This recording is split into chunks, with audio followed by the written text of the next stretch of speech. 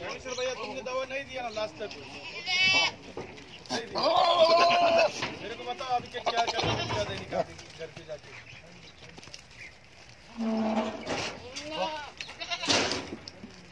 मेरा भी फोटो ले लो, भेज दो। ये महाराष्ट्र का भाई है बोलने का।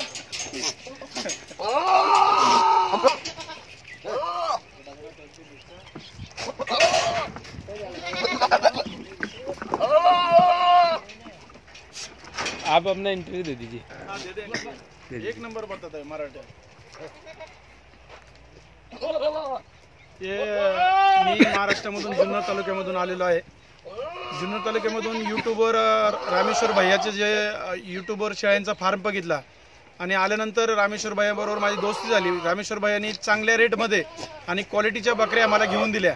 कमीत कमी 15 ते 20 बकऱ्या रामेश्वर भैयांकडून घेतल्यात। मी महाराष्ट्रातील पुणे जिल्ह्यातील आहे आणि रामेश्वर भैयांबरोबर जो व्यवहार केला एकदम कुठलाही महाराष्ट्राचा माणूस आहे राजस्थानमध्ये आला याला फसवलं पाहिजे हे कुठलंही काही न करता एकदम मित्र खात्यामध्ये रामेश्वर भैयांनी खूप छान अशा बकऱ्या मला घेऊन दिल्या। सगळ्या शिरोही जातीच्या बकऱ्या आहेत, 8 ते 9 महिन्याच्या बकऱ्या आहेत, 30-35 किलो वजन आहे आणि खूप छानरित्या रामेश्वर भैयांनी मला इथे साथ दिली आणि एक उमद नेतृत्व किंवा एक तरुण कुठल्या तरी बिझनेसमध्ये पुढे जातोय। रामेश्वर भैया एक महाराष्ट्रातून आलेल्या तरुणांना मदत करत असताना रामेश्वर भैयाने खूप छान असं सहकार्य केलं आणि इथून पुढे जी काय प्रॉब्लेम येईल किंवा जे काय मदत लागेल ती मदत देण्यासाठी रामेश्वर भैयांनी शब्द दिलेला आहे।